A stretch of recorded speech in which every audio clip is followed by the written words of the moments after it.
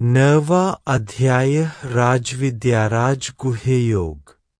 7वें अध्याय के आरंभ में भगवान ने विज्ञान सहित ज्ञान का वर्णन करने की प्रतिज्ञा की थी। उस अनुसार उस विषय का वर्णन करते हुए आखिर में ब्रह्मा, अध्यात्म, कर्म, अधिभूत, अधिदैव और अधियज्ञ स्थित भगवान को जानने की और आतंकाल में भगवान के चिंतन की बात कही है। फिर 8वें अध्याय में विषय को समझने के लिए 7 प्रश्न किए। उनमें से 6 प्रश्नों के उत्तर तो भगवान श्री कृष्ण ने संक्षिप्त में 3 और 4 श्लोक में दिए, लेकिन 7वें प्रश्न के उत्तर में उन्होंने जिस उपदेश का आरंभ किया उसमें ही 8वां अध्याय पूर्ण हुआ। इस तरह 7वें अध्याय में शुरू किए गए विज्ञान सहित ज्ञान का सांगोपांग वर्णन नहीं हो पाने से उस विषय को बराबर समझाने के लिए भगवान इस 9वें अध्याय का आरंभ करते हैं। 7वें अध्याय में वर्णन किए गए उपदेश से इसका प्रगाढ़ संबंध बताने के लिए भगवान पहले श्लोक में फिर से वही विज्ञान सहित ज्ञान का वर्णन करने की प्रतिज्ञा करते हैं। अथ 9मोऽध्याय। श्री भगवानुवाच इदं तु ते गुह्यतमं प्रवक्ष्याम्येनसूयवे ज्ञानं विज्ञान सहितं यज्ञात्वा मोक्ष्य से शुभात्। 1। श्री भगवान बोले, तुझ दोष दृष्टिरहित भक्त के लिए इस परम गोपनीय विज्ञान सहित ज्ञान को पुनः भली भांति कहूँगा, जिसको जानकर तू दुख रूप संसार से मुक्त हो जाएगा। 1। राजविद्या राजगुह्यं पवित्रमिदमुत्तमम् प्रत्यक्षावगमन धर्मेण सुसुखं कर्तुमव्ययम्। 2। यह विज्ञान सहित ज्ञान सब विद्याओं का राजा, सब रहस्यों का राजा, अति पवित्र, अति उत्तम, प्रत्यक्ष फल वाला, धर्मयुक्त साधन करने में बड़ा सुगम और अविनाशी है। 2. अश्रद्धानाः पुरुषा धर्मस्यास्य परन्तप अप्राप्य मा निवर्तन्ते मृत्यु संसारवर्त्मनि। 3. हे परन्तप, इस उपर्युक्त धर्म में श्रद्धारहित पुरुष मुझको न प्राप्त होकर मृत्यु रूप संसार चक्र में भ्रमण करते रहते हैं। मया तत्मिदं सर्वं जगद्व्यक्तमूर्तिना मत्स्थानि सर्वभूतानि न चाहन्तेष्वस्थितः। मुझ निराकार परमात्मा से यह सब जगत जल से बर्फ से सदृश परिपूर्ण है और सब भूत मेरे अंतर्गत संकल्प के आधार स्थित है, किंतु वास्तव में मैं उनमें स्थित नहीं हूँ। 4.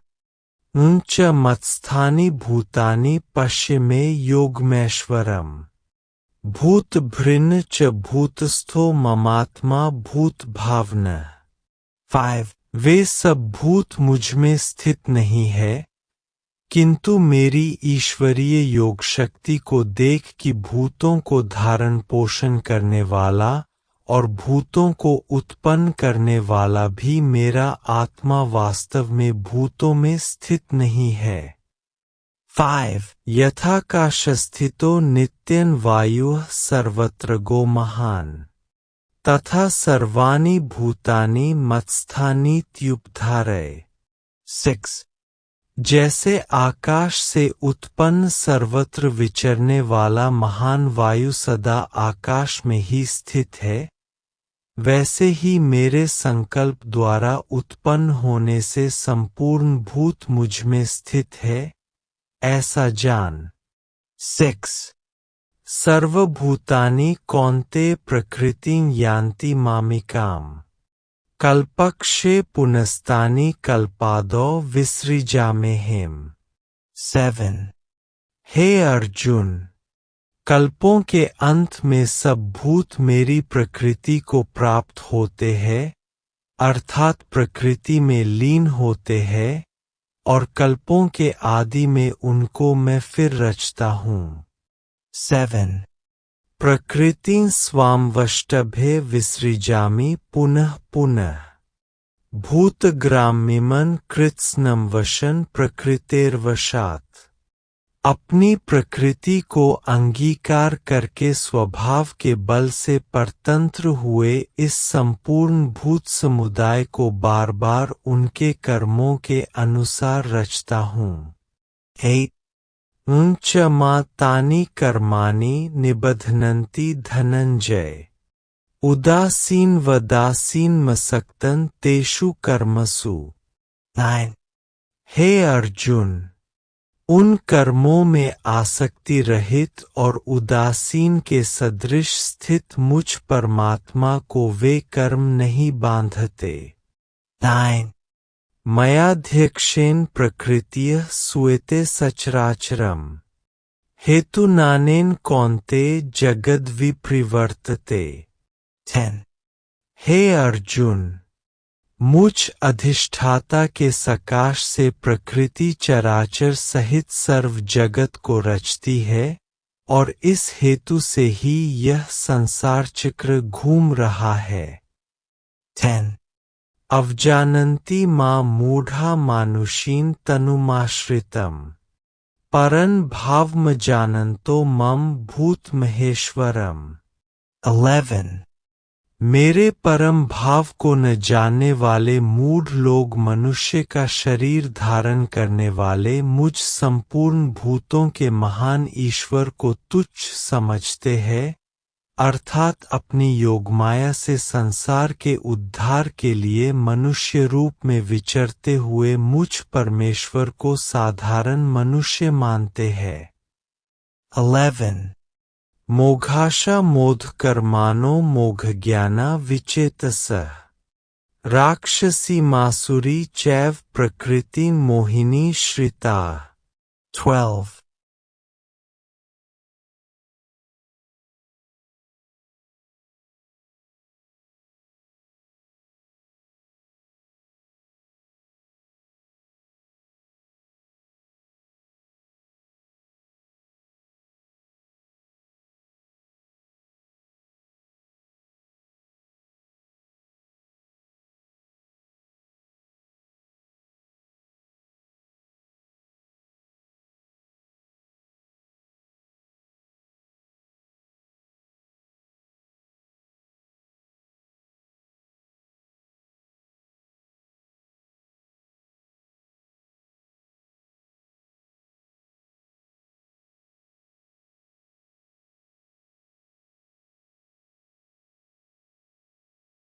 महात्मानस्तु मा पार्थ दैवी प्रकृतिमाश्रिताः भजन्ते नन्यमनसो ज्ञात्वा भूतादिमव्ययम्। 13. परंतु हे कुंती पुत्र, दैवी प्रकृति के आश्रित महात्माजन मुझको सब भूतों का सनातन कारण और नाशरहित अक्षर स्वरूप जानकर अनन्य मन से युक्त होकर निरंतर भजते हैं। 13. सत्तं कीर्तयन्तो मां यतन्तश्च दृढ़व्रताः नमस्यन्तश्च मां भक्त्या नित्ययुक्ता उपास्ते। 14. वे दृढ़ निश्चय वाले भक्तजन निरंतर मेरे नाम और गुणों का कीर्तन करते हुए तथा मेरी प्राप्ति के लिए यत्न करते हुए और मुझको बार बार प्रणाम करते हुए सदा मेरे ध्यान में युक्त होकर अनन्य प्रेम से मेरी उपासना करते हैं। 14. ज्ञानेन चापेने यजन्तो मामुपास्ते एकत्वेन पृथक्त्वेन बहुधा विश्वतोमुखम्। 15. दूसरे ज्ञानयोगी मुझ निर्गुण निराकार ब्रह्मा का ज्ञानयज्ञ के द्वारा अभिन्न भाव से पूजन करते हुए भी मेरी उपासना करते हैं, और दूसरे मनुष्य बहुत प्रकार से स्थित मुझ विराट स्वरूप परमेश्वर की पृथक भाव से उपासना करते हैं। 15 अहं क्रतुर्हं यज्ञः सदाह महमौष्ठम् मंत्रोह मह में वाज्यम हमग्निर्हन हुतम। 16 क्रतु में हूँ, यज्ञ में हूँ, स्वधा में हूँ, औषधि में हूँ, मंत्र में हूँ, घृत में हूँ, अग्नि में हूँ और हवन रूप क्रिया भी मैं ही हूँ। 16 पितामहस्य जगतो माता धाता पितामह वेद्यन पवित्र मोंकार ऋक्साम यजुरेव च। 17 इस संपूर्ण जगत का धाता अर्थात धारण करने वाला और कर्मों के फल को देने वाला, पिता माता, पितामह, जानने योग्य, पवित्र ओंकार तथा ऋग्वेद, सामवेद और यजुर्वेद भी मैं ही हूँ। 17 गतिर्भर्ता प्रभुः साक्षी निवासः शरणं सुहृत् प्रभवः प्रलयः स्थानं निधानं बीजं व्ययम्। 3 प्राप्त होने योग्य परम धाम, भरण पोषण करने वाला, सबका स्वामी, शुभाशुभ का देखने वाला, सबका वासस्थान, शरण लेने योग्य, प्रत्युपकार न चाहकर हित करने वाला, सबकी उत्पत्ति प्रलय का हेतु, स्थिति का आधार, निधान और अविनाशी कारण भी मैं ही हूँ। 18 तपा मेह वर्षन निगृह्णाम्युत्सृजामि च अमृतं चैव मृत्युश्च सत्सच्चाहमर्जुन। 19 मैं ही सूर्य रूप से तपता हूँ, वर्षा का आकर्षण करता हूँ और उसे बरसाता हूँ। हे अर्जुन, मैं ही अमृत और मृत्यु हूँ और सत असत भी मैं ही हूँ। 19 त्रैविद्या मां सोमपाः पूतपापा यज्ञैरिष्ट्वा स्वर्गतिं प्रार्थयन्ते ते पुण्यमासादे सुरेंद्रलोक मश्नन्ति दिव्यान् दिवि देवभोगान्। 20 तीनों वेदों में विधान किए हुए सकाम कर्मों को करने वाले, सोम रस को पीने वाले, पाप रहित पुरुष मुझको यज्ञों के द्वारा पूजकर स्वर्ग की प्राप्ति चाहते हैं। वे पुरुष अपने पुण्यों के फलरूप स्वर्गलोक को प्राप्त होकर स्वर्ग में दिव्य देवताओं के भोगों को भोगते हैं। ते तन भुक्त्वा स्वर्गलोकन विशालन क्षीणे पुणे मर्त्यलोकन विशन्ति एवं त्रयी धर्मम नु प्रपन्ना गतागतन कामकामा लभन्ते। 21 वे उस विशाल स्वर्गलोक को भोगकर पुण्य क्षीण होने पर मृत्युलोक को प्राप्त होते हैं। इस प्रकार स्वर्ग के साधन रूप तीनों वेदों में कहे हुए सकाम कर्म का आश्रय लेने वाले और भोगों की कामना वाले पुरुष बार बार आवागम को प्राप्त होते हैं, अर्थात पुण्य के प्रभाव से स्वर्ग में जाते हैं और पुण्य क्षीण होने पर मृत्युलोक में आते हैं। 21 अनन्याश्चिन्त्यन्तो मां ये जनाः पर्युपास्ते तेषां नित्याभियुक्तानां योगक्षेमं वहाम्यहम्। 22 जो अनन्य प्रेम भक्तजन मुझ परमेश्वर को निरंतर चिंतन करते हुए निष्काम भाव से भजते हैं, उन नित्य निरंतर मेरा चिंतन करने वाले पुरुषों को योगक्षेम मैं स्वयं प्राप्त कर देता हूँ। 22 येऽप्यन्ये देवता भक्ता यजन्ते श्रद्धयान्विताः तेऽपि मामेव कौन्तेय यजन्ते विधिपूर्वकम्। 23 हे अर्जुन, यद्यपि श्रद्धा से युक्त जो सकाम भक्त दूसरे देवताओं को पूजते हैं, वे भी मुझको ही पूजते हैं, किंतु उनका पूजन अविधिपूर्वक अर्थात अज्ञानपूर्वक है। 23 अहं हि सर्वे ज्ञाना भोक्ता च प्रभुरेव च उन्तु माम भी जानन्ति तत्त्वेनाच्चैवन्ति ते। 24 क्योंकि संपूर्ण यज्ञों का भोक्ता और स्वामी मैं ही हूँ, परंतु वे मुझ परमेश्वर को तत्व से नहीं जानते, इसी से गिरते हैं अर्थात पुनर्जन्म को प्राप्त होते हैं। 24 यान्ति देवव्रता देवान् पितॄन्यान्ति पितृव्रता भूतानि यान्ति भूतेज्या यान्ति मद्याजिनोऽपि माम्। 25 देवताओं को पूजने वाले देवताओं को प्राप्त होते हैं, पितरों को पूजने वाले पितरों को प्राप्त होते हैं, भूतों को पूजने वाले भूतों को प्राप्त होते हैं, और मेरा पूजन करने वाले भक्त मुझको प्राप्त होते हैं।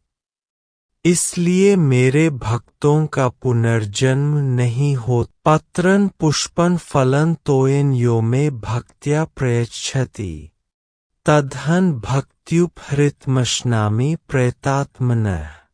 26 जो कोई भक्त मेरे लिए प्रेम से पत्र, पुष्प, फल, जल आदि अर्पण करता है, उस शुद्ध बुद्धि निष्काम प्रेमी भक्त का प्रेम पूर्वक अर्पण किया हुआ वह पत्र पुष्पादि मैं सगुण रूप से प्रकट होकर प्रीतिसहित खाता हूँ। 26 यत् करोषि यदश्नासि यज्जुहोषि ददासि यत् पश्यसि कौन्तेय तत्कुरुष्व मदर्पणम्।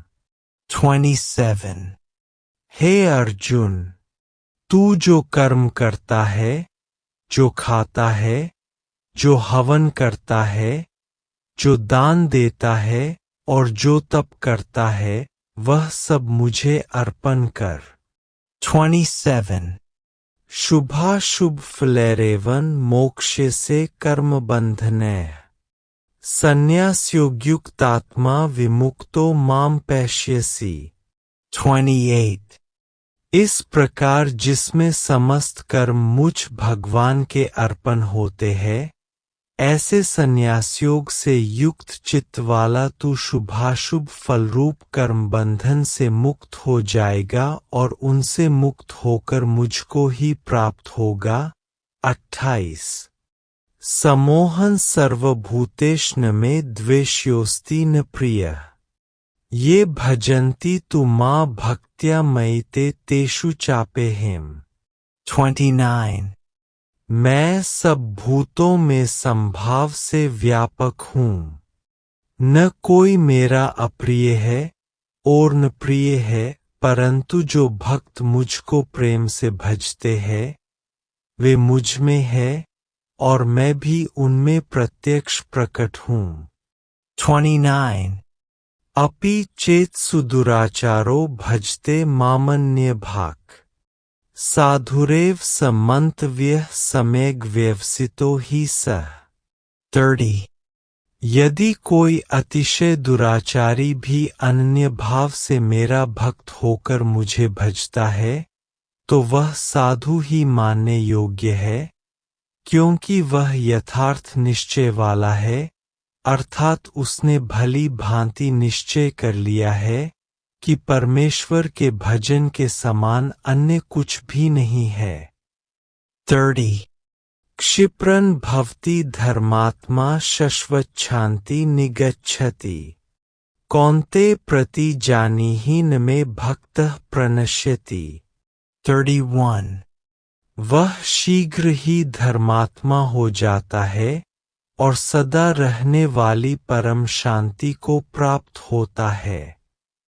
हे अर्जुन, तू निश्चय पूर्वक सत्य जान कि मेरा भक्त नष्ट नहीं होता। 31 माँ ही पार्थ व्यापाश्रित्य येपि स्युः पाप्योऽन्यः स्त्रियो वैश्यास्तथा शूद्रास्तेपि यान्ति परांगतिम्।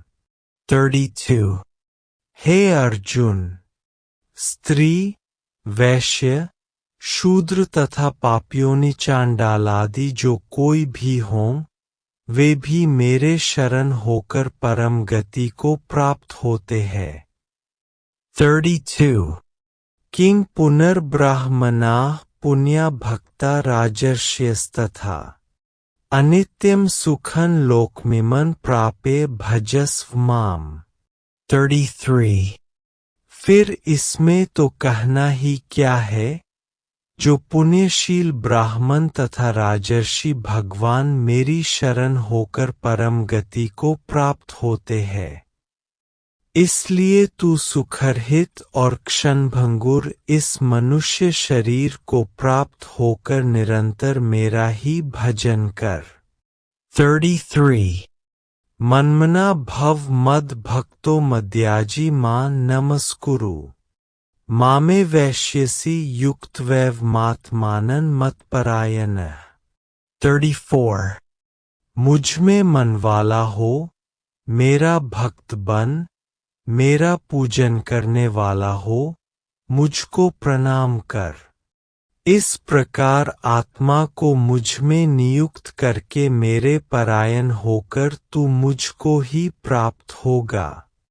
34 तत्सदिति श्रीमद् भगवद गीता सुपनिषत्सु ब्रह्म विद्यायां योगशास्त्रे श्री कृष्णार्जुन संवादे राजविद्या राजगुह्ये योगो नाम नवमोऽध्यायः।